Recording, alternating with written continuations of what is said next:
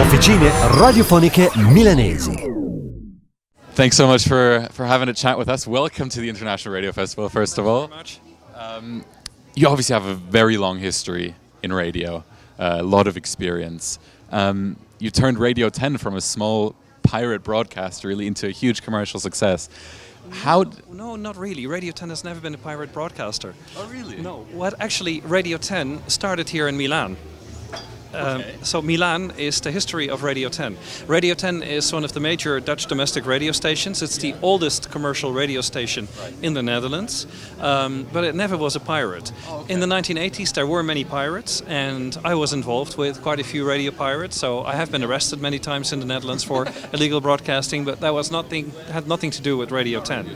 No. The situation with Radio 10 was that commercial radio in the Netherlands, in my country, was illegal, was not allowed. But the Netherlands was part of the European Union, and commercial radio here in Italy was allowed.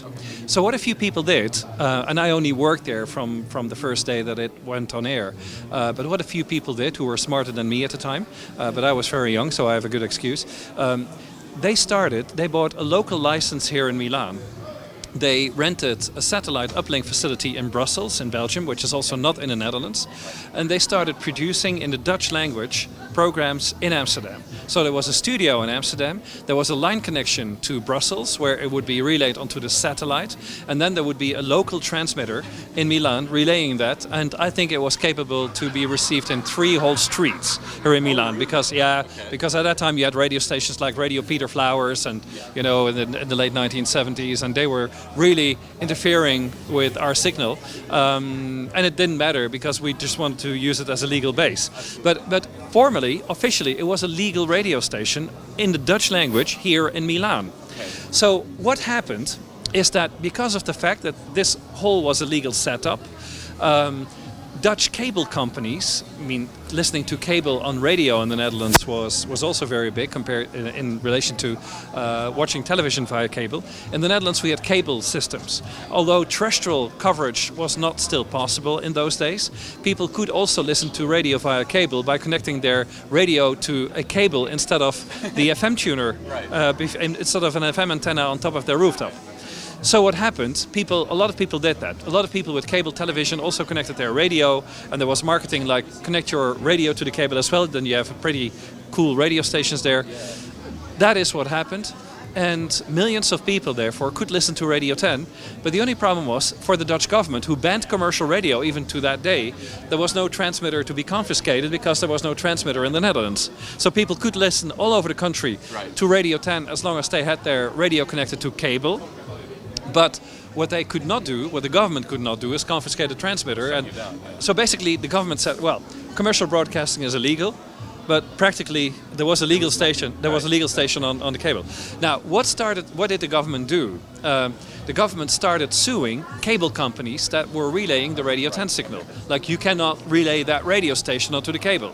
But then the problem was for the Dutch government that Radio 10 had an official Italian license and acted as an official Italian radio station.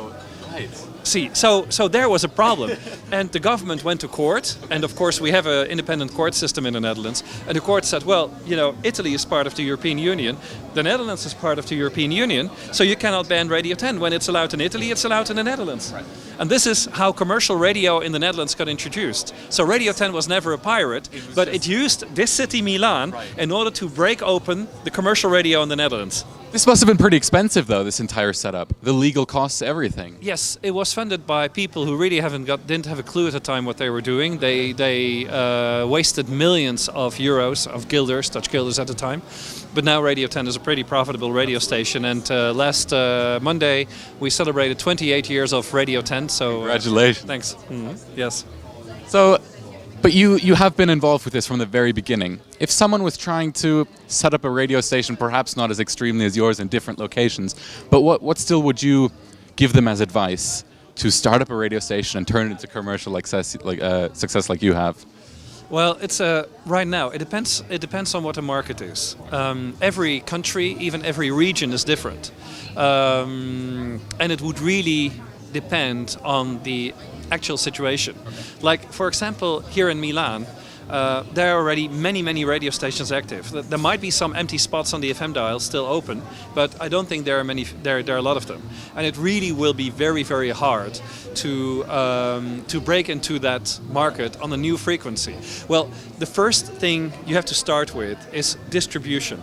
You can make wonderful programs. You can make great programs, but if nobody hears them, you really have a problem there. Okay. So distribution is the most important thing. It starts with distribution.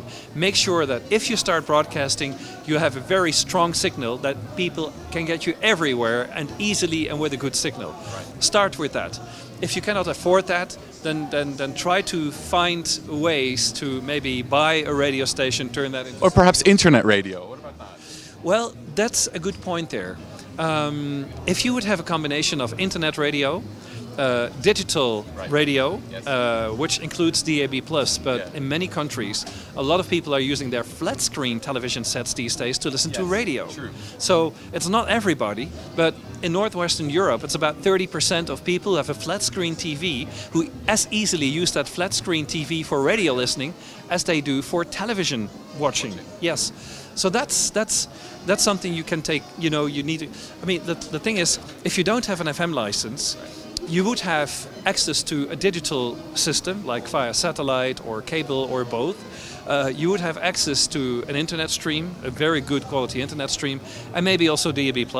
You would be active on all kind of digital platforms, and you would be doing something that's not available on FM, which is very important, but still has some kind of mass appeal.